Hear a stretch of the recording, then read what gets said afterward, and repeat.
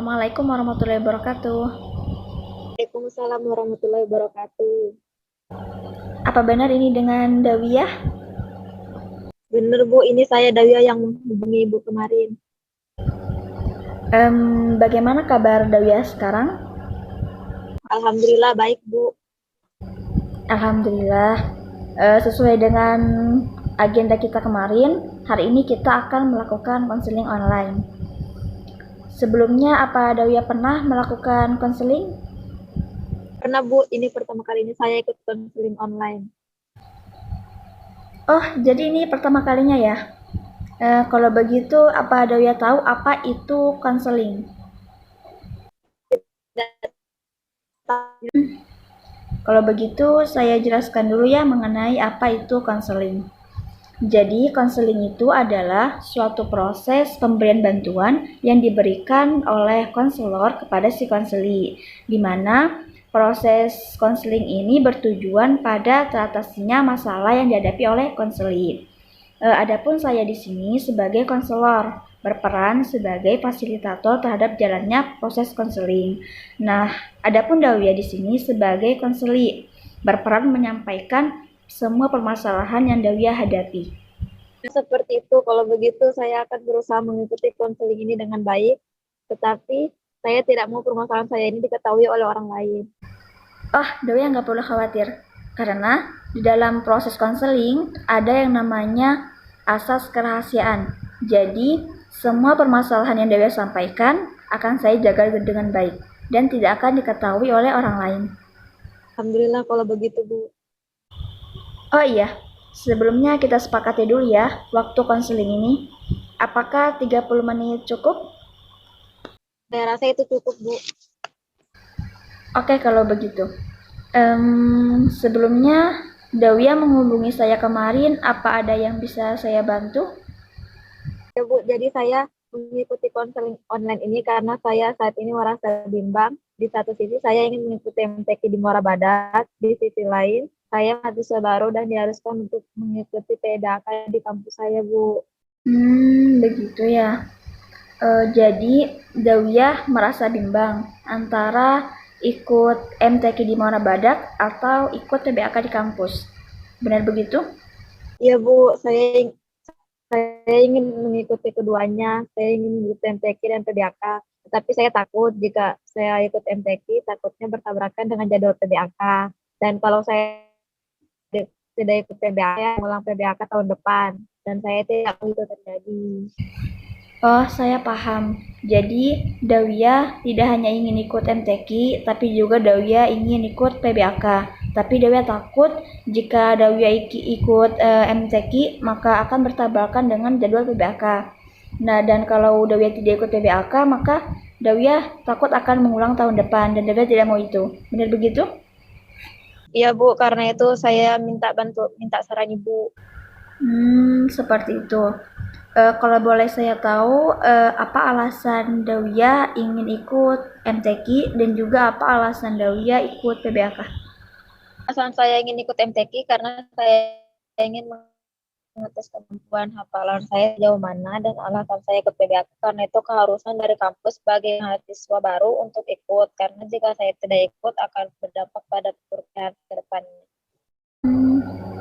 Jadi Dawiyah ingin ikut MTQ karena Dawiyah ingin mengetes kemampuan hafalan Dawiyah, dan juga Dawiyah ingin ikut PBAK karena itu merupakan keharusan bagi Dawiyah yang merupakan mahasiswa baru di kampus. Bu, karena itu saya minta saran Ibu, apakah saya harus mengikuti keduanya, MTQ dan PBAK, atau mengikuti salah satu saja? Saya paham perasaan kamu. Memang terkadang apa yang kita inginkan tidak selalu bisa kita lakukan. Karena kita manusia yang tidak sempurna, kemampuan kita terbatas. Baik terbatas waktu, terbatas kemampuan. Karena itu, kalau misalnya Dawiyah mampu melakukan keduanya, silakan Dawiyah melakukan apapun yang memang menurut Dawiyah itu Dawiyah mampu melakukannya. Jika Dawiyah mampu melakukan MTQ dan PBAK, maka lakukan saja. Tapi jika Dawiyah merasa tidak mampu, maka lebih baik pilih salah satu saja. Dan kalau misalnya waktunya bertabrakan, maka Dawiyah memang harus pilih salah satu yang memang Dawiyah ingin lakukan.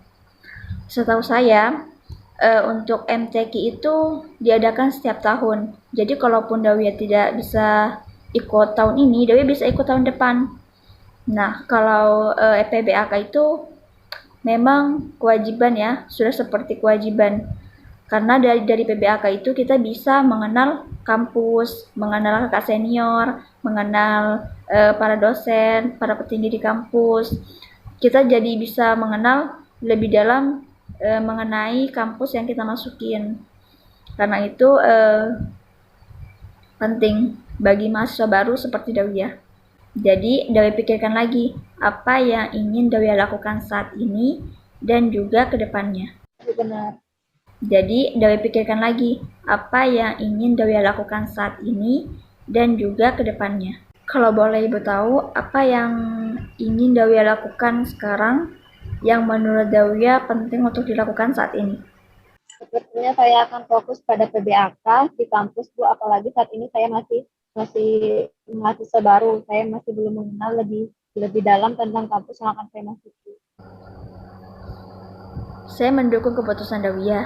Jadi, jika Dawiyah sudah memutuskan, maka untuk saat ini Dawiyah fokus dulu sampai PBAK dan gak perlu sedih karena gak ikut MTQ.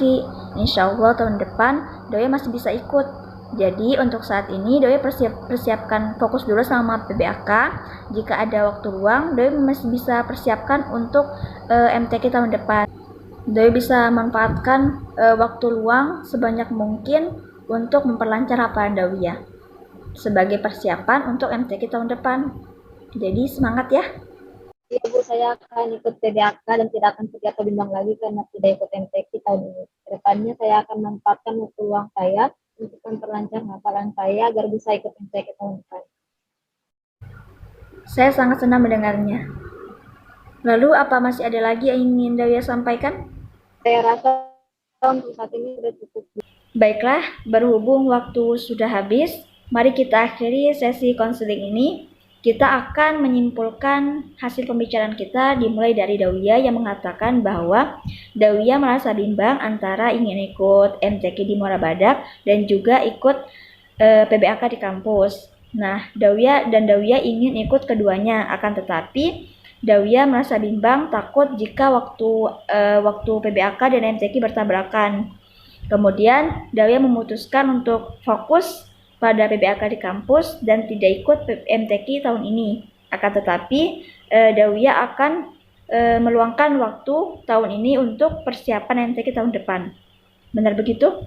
Benar Bu, untuk saat ini saya akan fokus pada PBAK di kampus sebagai mahasiswa baru dan saya juga akan terus memanfaatkan waktu luang saya untuk mempersiapkan diri pada MTQ tahun depan. Alhamdulillah. Jadi setelah konseling ini, bagaimana perasaan Dawiyah sekarang? Sekarang saya merasa tidak bimbang dan bingung lagi dan saya juga senang karena saya sudah mengetahui apa yang akan saya lakukan untuk saat ini dan seterusnya. Alhamdulillah, semoga Dawiyah dapat bersungguh-sungguh dalam menjalankan rencananya ke depan ya. Kalau begitu kita akhiri sesi konseling ini dan Dawiyah nggak perlu sungkan lagi untuk menghubungi saya jika ada kesulitan. Baik Bu, terima kasih atas bantuannya Bu. Sama-sama Dawiyah. Kalau begitu saya tutup ya. Wassalamualaikum warahmatullahi wabarakatuh. Wassalamualaikum warahmatullahi wabarakatuh.